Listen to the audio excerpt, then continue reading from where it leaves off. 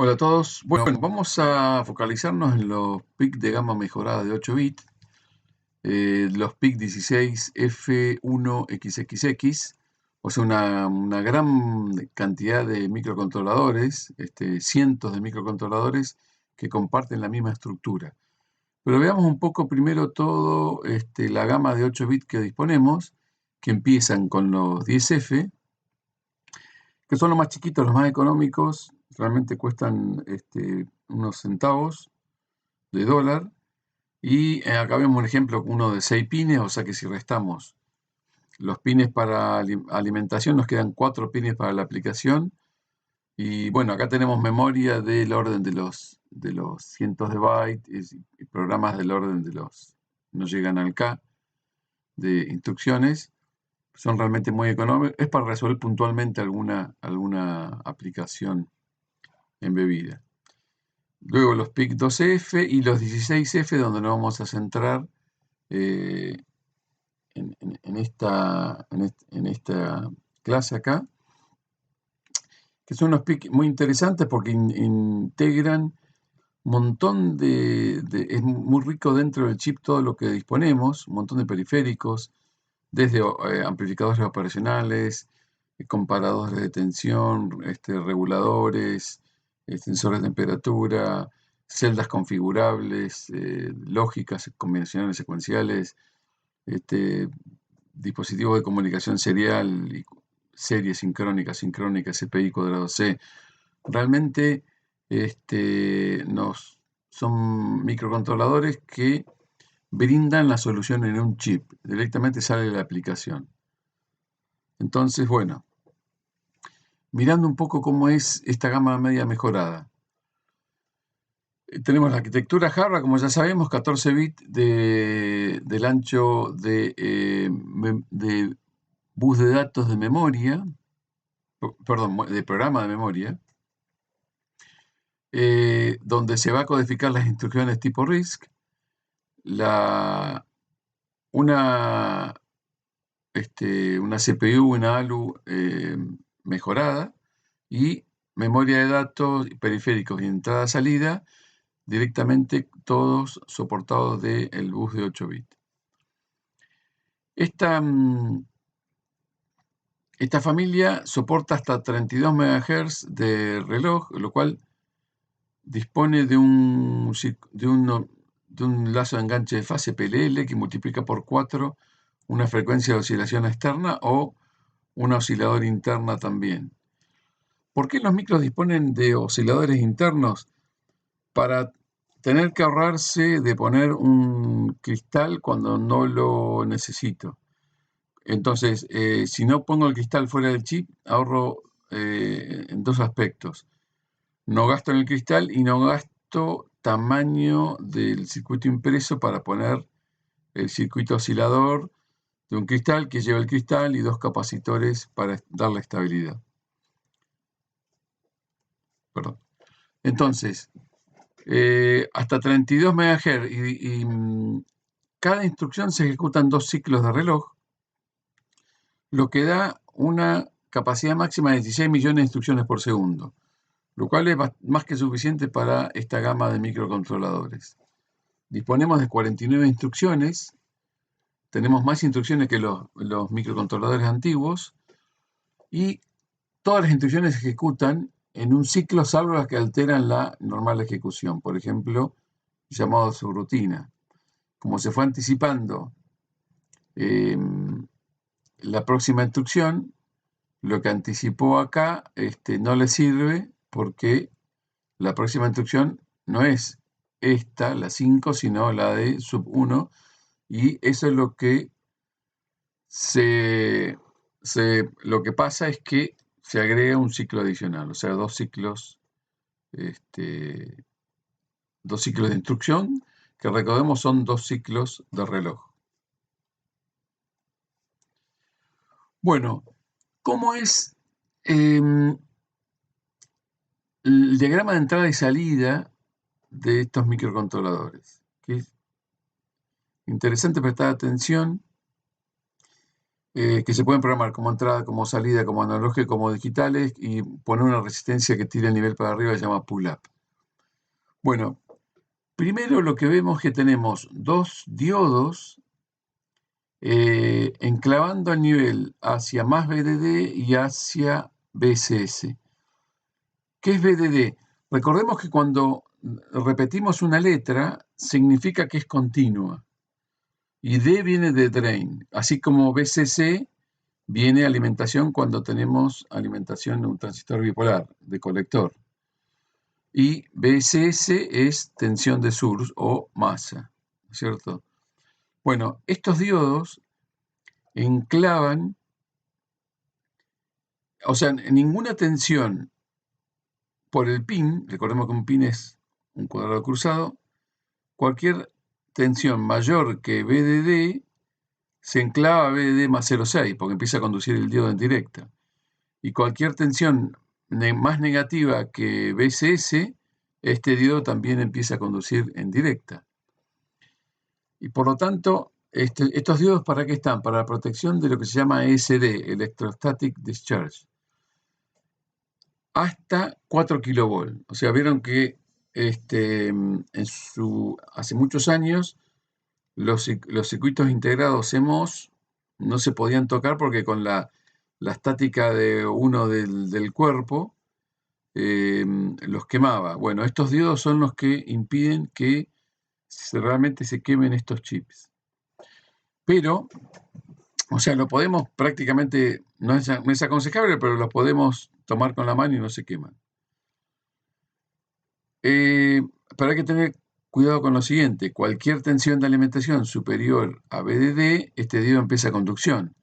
Recordemos que cuando un diodo empieza conducción por sobrecorriente, se pone en cortocircuito, lo que nos puede hacer que el chip quede inservible o ese puerto quede inservible. Bueno, eso por un lado. Por otro lado tenemos un transistor de efecto de campo, MOS, que lo habilitamos con una entrada digital que es WPU, que es Weak Pull-Up. ¿Qué es pull-up? Pull-up es tirar el nivel hacia VDD. Esto va a funcionar como una resistencia.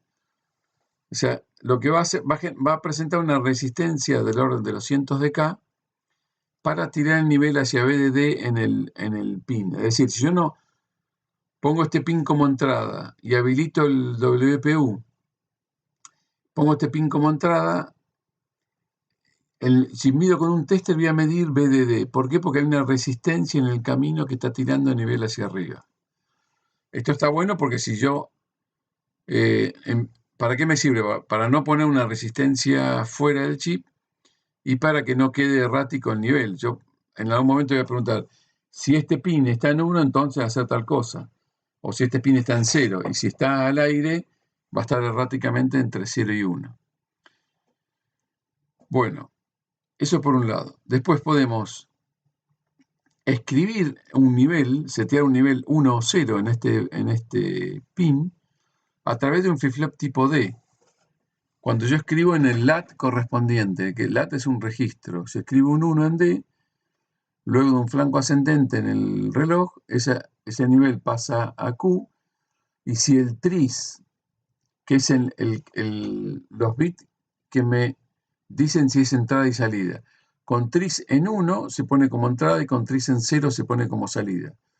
Si tris está en 0, 0 negado 1, se habilita este buffer y el nivel de Q aparece en el pin. O sea, miro con un tester y voy a medir un nivel alto si puso en 1, un nivel bajo si puso en 0. Siempre y cuando esté habilitado tris. Algo interesante es que este nivel de salida puede ser leído, o sea, estando el pin como salida, puede ser leído. Fíjense, el nivel puede ser leído directamente del pin, puede ser leído siempre y cuando ANSEL esté en 1 y el nivel pasa a la salida de esta compuerta AND y cuando hago una lectura aparece el dato sobre el bus de datos. O sea que también puedo leer el nivel del pin del chip.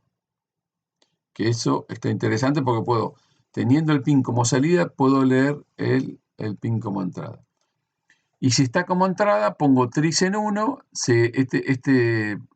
este buffer queda inhabilitado, entonces el nivel está fijado o bien por el pull-up o por algún circuito externo. O sea, el nivel de este pin, y yo lo leo a través de read port. Bien. Hay que tener en cuenta también cuánta corriente puedo... en los circuitos digitales se mide la corriente que este pin puede tomar hacia adentro del chip, que se llama sink, y cuánto puede entregar, que se llama source, o sea, en egreso y egreso. Es parejo en estas familias de 25 miliamperes. El absoluto máximo de estos pines son 50 miliamperes. O sea, acá no puedo poner una bobina en un relé si esa bobina del relé requiere que para que accione la bobina más de 100 miliamperes. No. Lo que puede pasar es que no lo ejecute correctamente o se destruya el chip. Bueno, y otra cosa que hay que tener en cuenta es que después de un reset, los pines digitales adoptan un nivel de alta impedancia, o sea, se ponen como entrada. Y los que tienen capacidad analógica se vuelven analógicos. Esto generalmente es una es una norma de seguridad por si por ejemplo, este micro estaba accionando una salida que controlaba un motor y estaba accionando un motor. Si se resetea por algún motivo, al pasar como entrada deja de accionar salidas. Es una medida de seguridad. O sea, no queda el motor girando y el micro descontrolado. Bueno, entonces tenemos hasta 30, esta familia tenemos hasta 32 kilopalabras, kiloword de memoria, lo cual es bastante, no, o sea, toda la familia, ¿no? Hay algunos micros que tienen menos, pero hasta 32 kiloword, hasta 4 KB de memoria de datos y un montón de periféricos. Un montón de periféricos, y acá aparece un concepto que es común a todos los microcontroladores modernos, que es que la densidad de integración ha permitido integrar más cosas de la cantidad de pines que tenemos en el exterior. Entonces, para optimizar el microcontrolador, lo que hacemos es enrutar mediante multiplexores qué pines se conectan de cada periférico que necesitamos. Eso es para optimizar, para hacerlo más flexible al chip.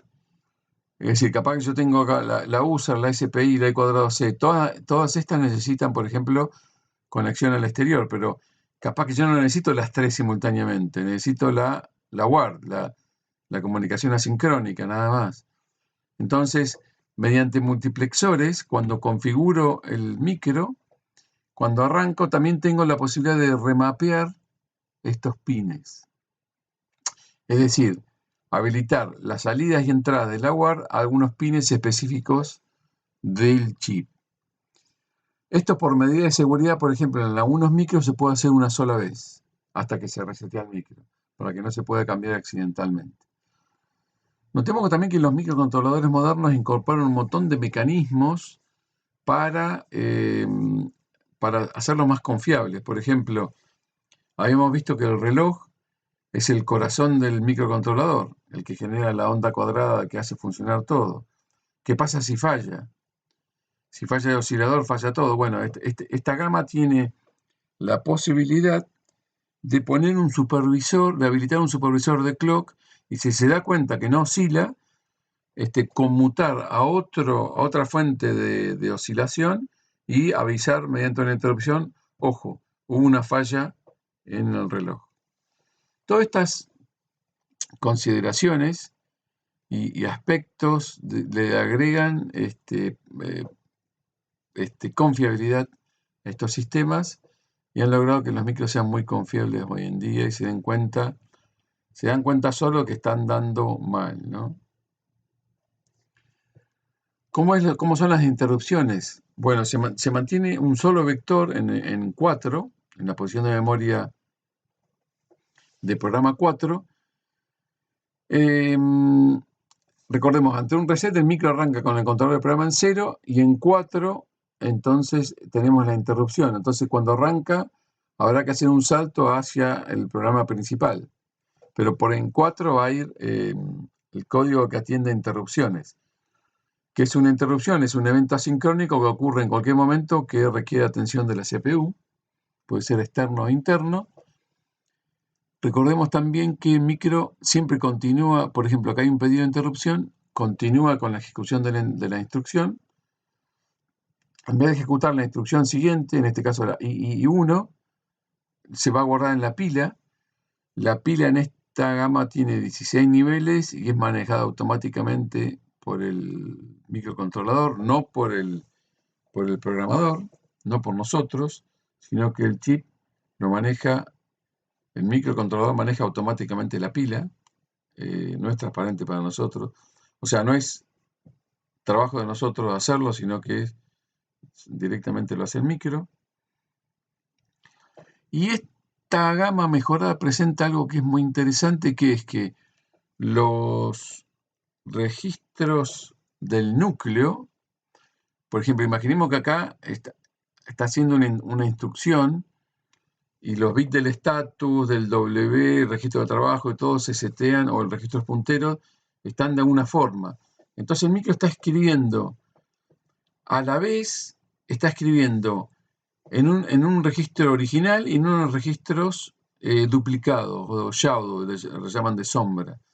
Escribe simultáneamente durante el programa principal en los dos. Cuando ocurre una interrupción, deja de escribir en los originales.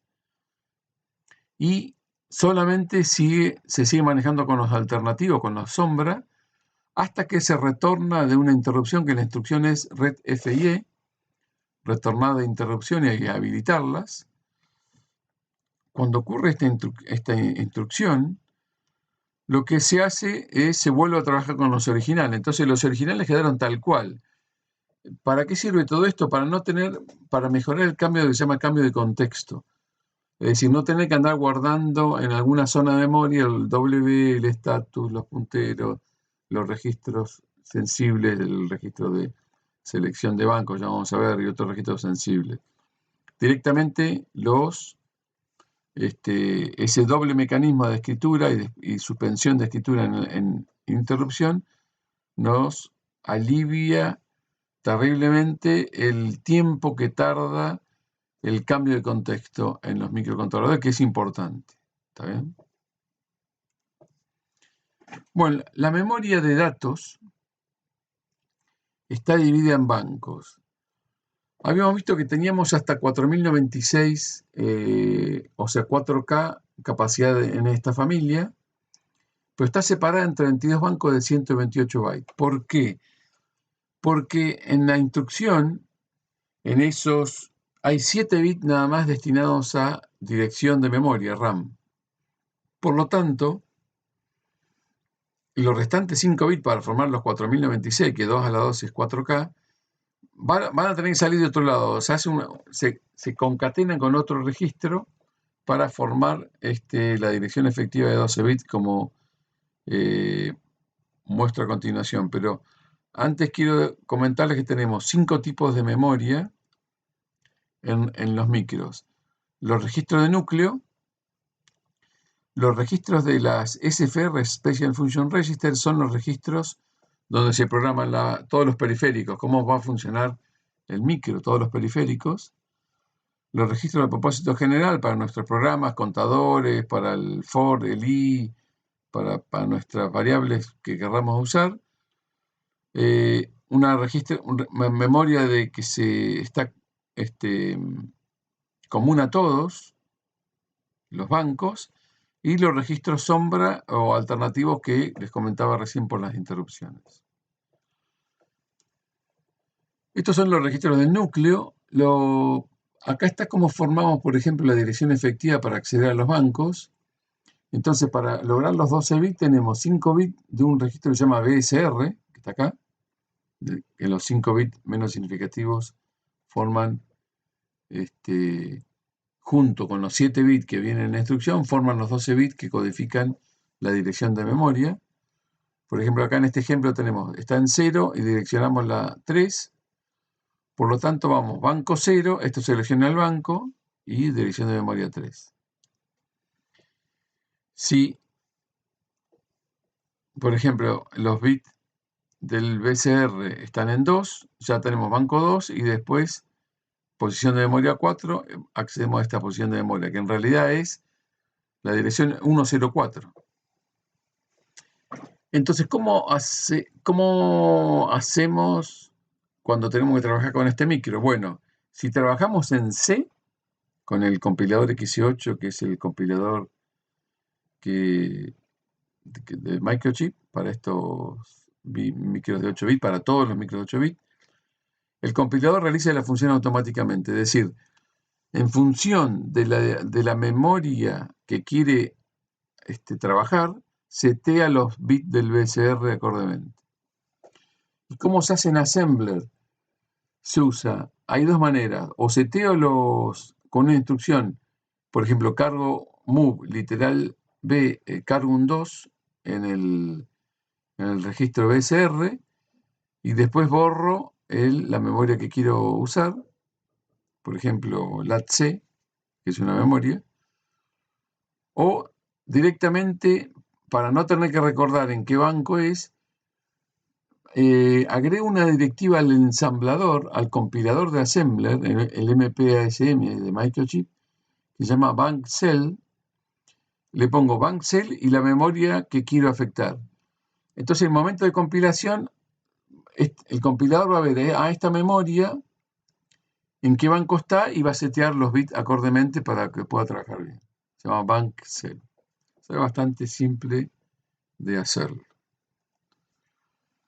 Bueno, ¿cómo es el formato de instrucciones? El formato de instrucciones es interesante conocerlo.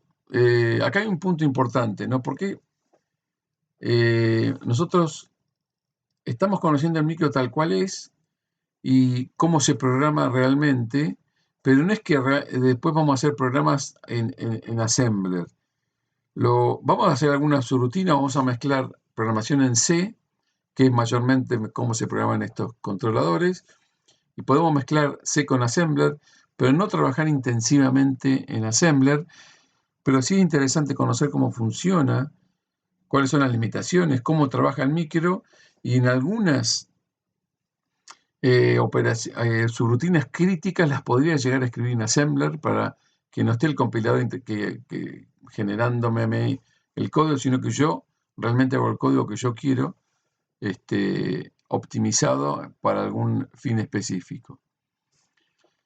Yo podría trabajar directamente en C, bárbaro, pero es como que si yo conozco el motor de un auto, por ahí cuando pase algo raro voy a tener alguna noción de por qué está fallando.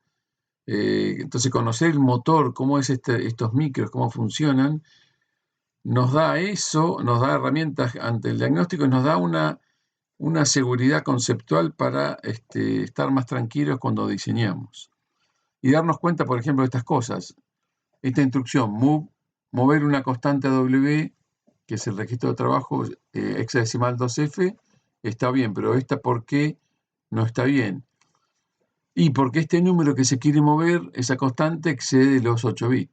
¿Y cómo sabemos ese? Bueno, porque hay 8 bits destinados, acá está, del 0 al 7 para el literal, las constantes. Yo quiero llevar de W a file la RAM, escribir el W en la posición de memoria 30, es perfecto, pero no puedo escribir en la posición de memoria 1 a B, por más que tenga esa memoria con 4096 celdas, pero no es la forma. ¿Por qué? Porque excede los 7 bits que codifica a la memoria. ¿Cómo sé eso? Porque del 0 al 6 está codificado en este tipo de instrucción los 7 bits para direccionar la memoria. Es decir, Voy a tener que setear el banco correspondiente y después los 7 bits menos significativos setearlos en la instrucción. Todo eso nos ayuda a entender y poder mezclarse con Assembler, que es el objetivo básico, sobre todo en los micros más avanzados de procesamiento de señales. Podemos hacer algunos algoritmos sensitivos en Assembler directamente. Bueno, las instrucciones son 49, estas son todas las instrucciones que disponemos. Tenemos orientadas a byte, orientadas a bit, para saltar, para control. Se han agregado algunas nuevas como saltos relativos, por borrar el perro guardián, resetear el micro, ponerlo a dormir para que no consuma, manejo de los punteros. Esta gama mejorada incorpora, los micros antiguos tienen un solo puntero que se llama FSR. Estos micros incorporan dos punteros, los dos de 16 bits, lo cual le facilita muchísimo el trabajo al compilador. O sea, son micros realmente interesantes, sobre todo por la cantidad de periféricos que incorporan. Para aprender a usar esto, lo mejor es ir partiendo de ejemplos, que es lo que vamos a hacer en las próximas clases. Vamos a ver el MPLABX y cómo hacer programas y subrutinas en Assembler y cómo mezclarlas con programas en C. Muchas gracias.